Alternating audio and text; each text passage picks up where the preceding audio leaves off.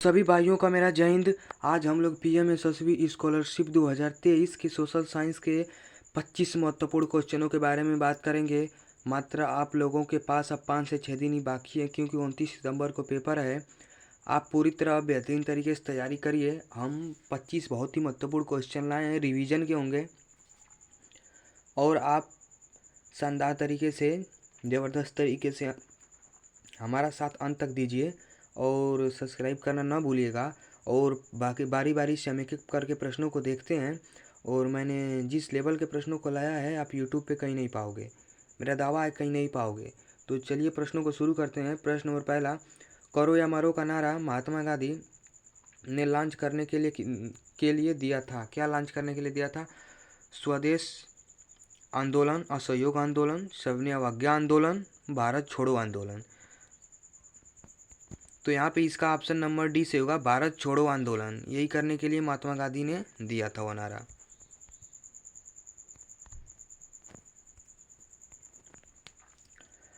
प्रश्न नंबर दूसरा, 1857 ईस्वी की विद्रोह के नेताओं के नाम और उन स्थानों जहाँ उन्होंने विद्रोह किया उन्हें सही ढंग से मिलाइए। तो यहाँ पे मिलान करना है, तो मैंने नीचे आंसर को लिख दिया है, आप अच्छे से देखकर मिलान कर लीजिएगा। तब तक हम अगले प्रश्नों को देखते हैं। प्रश्न नंबर तीसरा, स्वराज पार्टी का उद्देश्य क्या नहीं था? प्रांतीय परिषद चुनाव में भाग लेने के लिए, 1919 ईस्वी के अधिनियम को सफल बनाना, और परिषदों के भीतर ब्रिटिश नीतियों का विद्रोह करना। इनमें से कोई भी नहीं। तो यहाँ पे इसका ऑप्शन नंबर बी सही होगा, 1919 ईस्वी के अधिनियम को सफल बनाना। अब यहाँ पे प्रश्न नंबर चौथा देख लेते हैं।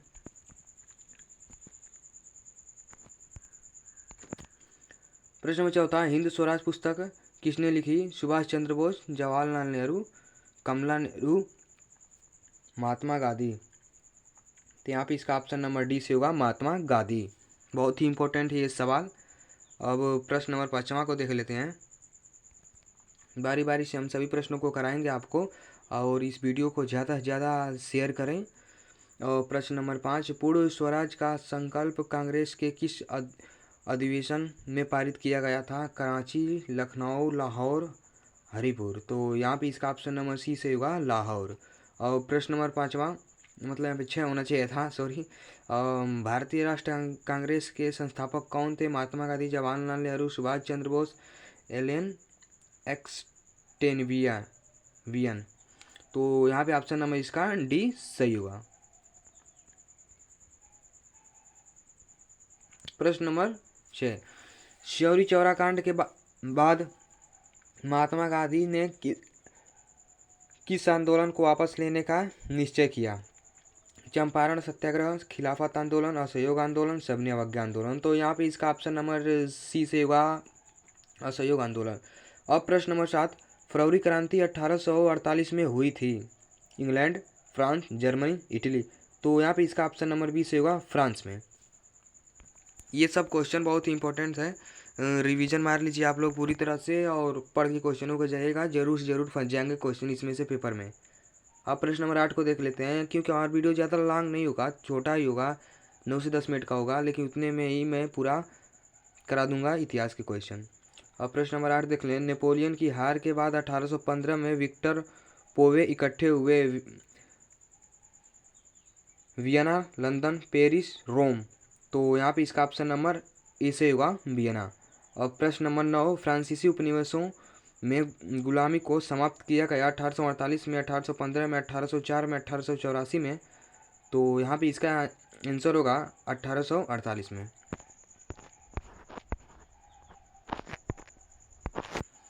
प्रश्न नंबर 10, संयुक्त राष्ट्र में कितने प्रमुख अंग हैं? तो 4, 5, 6, 7। तो यहाँ पे इसका ऑप्शन नंबर सी से होगा, 6 प्रमुख अंग हैं। और प्रश्न नंबर 11, संयुक्त राष्ट्र संघ में कितने सदस्य देश हैं? तो 192, 193, 194, 195। तो यहाँ पे इसका ऑप्शन नंबर सी बी से होगा, 193। ये अपने आप में क्वेश्चन बहुत ही इंपॉर्टेंट है, तो कॉपी पेन लेकर नोट करते हुए और हमारा अंत तक साथ दीजिएगा। प्रश्न नंबर 12, संयुक्त राष्ट्र संघ की स्थापना कब हुई? 1944 में, 1945 में, 1946 में, 1947 में। तो यहाँ पे इसका ऑप्शन नंबर बी से होगा 1945 में। और प्रश्न नंबर 13 देख लेते हैं। रूसी क्रांति कब हुई थी? 1789 में, 1857 में, 1911 में, 1917 में। तो इस रूसी जो क्रांति हुई थी वो 1917 में हुई थी। इसका ऑप्शन नंबर डी यहाँ पे सही होगा। मैंने आंसर को नीचे भी लिखा है कि दिक्कत नहीं होगी। मैं अगर मुझससे कोई प्रश्न बताते में गलत हो जाता है तो आप देख सकते हैं। और प्रश्न नंबर 14, विश्व व्यापार संगठन की स्थापना कब हुई थी? 1990 में, 1995, 1985, 2002 में। तो यहाँ पे इसका ऑप्शन नंबर बी से होगा 1995 में। और प्रश्न नंबर 15, प्रथम होना चाहिए था लेकिन कोई बात नहीं। प्रथम विश्व युद्ध में कितने देश शामिल थे? तो 23, 32, 20, 19। तो इसका ऑप्शन है मेरे यहाँ पे बी से होगा 32 देश प्रथम विश्व युद्ध में शामिल हुए थे। और प्रश्न नंबर 16, सबसे पहले यूरोपीय संगठन सत्ता में आया 1996 में, 1998 में, 2004 में, 2006 में। तो इसका यहाँ पे ऑप्शन नंबर सी से होगा 2004 में यूरोपीय संगठन में ये सब आए थे। और प्रश्न नंबर 17 को देख लेते हैं। भारत में हीरे की खदान कहाँ है? तो कर्नाटक, मध्य प्रदेश, उत्तर प्रदेश, तमिलनाडु। तो यहाँ पे इसका ऑप्शन नंबर बी से होगा मध्य प्रदेश में है। तो प्रश्न नंबर 18, अंकलेश्वर स्थित है गुजरात में, तमिलनाडु में, केरल में, पंजाब में। तो यहाँ पे इसका ऑप्शन नंबर ए से होगा गुजरात में। बहुत ही बेहद इंपॉर्टेंट है ये सब सवाल, नोट कर लीजिएगा आप। पेपर में पूरी तरह से रट के रौंद के जाइएगा प्रश्नों को, बुक को, क्योंकि ये पेपर टॉपअप होने वाला है। बहुत से बच्चे होंगे और आपको टॉप करना है तो अच्छे से पढ़ना पड़ेगा।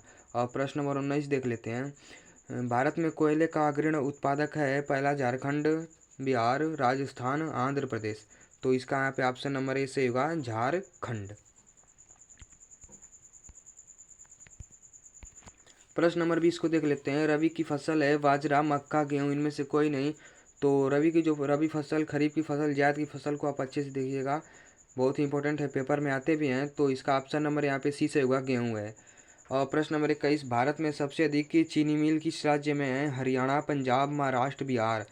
तो इसका ऑप्शन नंबर यहाँ पे सी से होगा महाराष्ट्र में है। मैंने इतिहास, भूगोल, नागरिक शास्त्र सभी से क्वेश्चन यहाँ पे लिया है, बहुत ही बेहद इंपॉर्टेंट है। ज़्यादा इतिहास से ही क्वेश्चन पूछे जाते हैं और कृषि से। अब प्रश्न नंबर 22 को देख लेते हैं। निम्न में से कौन सी खरीफ की फसलें हैं? मक्का, बाजरा, चना, सोयाबीन। तो यहाँ पे इसका ऑप्शन नंबर ए भी सही है, बी भी सही है और 4 भी सही है। तीनों है खरीफ की फसल, आप अच्छे से नोट कर लीजिएगा। खरीफ, जायद, रबी, पेपर में तीनों में से कहीं से एक पूछी जा सकती है। और प्रश्न नंबर 23 को देख लेते हैं। हरित क्रांति का संबंध किसके उत्पादन से है? चीनी, दालें, गेहूँ, अनाज। तो यहाँ पे सी ऑप्शन करेक्ट है, गेहूँ से। अब प्रश्न नंबर 24, भारत में सर्वाधिक अल्प रोजगार किस क्षेत्र में पाया जाता है? द्वितीय क्षेत्र, प्राथमिक क्षेत्र, तृतीय क्षेत्र, इनमें से कोई नहीं। तो इसका भी ऑप्शन नंबर यहाँ पे बी से होगा प्राथमिक क्षेत्र। और प्रश्न नंबर 25 देख लेते हैं। प्राथमिक क्षेत्र का अन्य नाम से जाना जाता है? प्राथमिक क्षेत्र अन्य नाम से क्या जाना जाता है? सेवा क्षेत्र, औद्योगिक क्षेत्र, कृषि एवं संबंधित क्षेत्र, इनमें से कोई नहीं। तो ऑप्शन नंबर इसका यहाँ पे बी सी से होगा। कृषि क्षेत्र से भी प्राथमिक क्षेत्र को जाना जाता है। प्राथमिक क्षेत्र, द्वितीय क्षेत्र, तृतीय क्षेत्र अपने आप में तीनों बहुत ही महत्वपूर्ण है। मैंने इस वीडियो में सिर्फ प्राथमिक क्षेत्र के बारे में बात किया, अगले में द्वितीय क्षेत्र और तृतीय क्षेत्र के बीच बात करेंगे बारे में।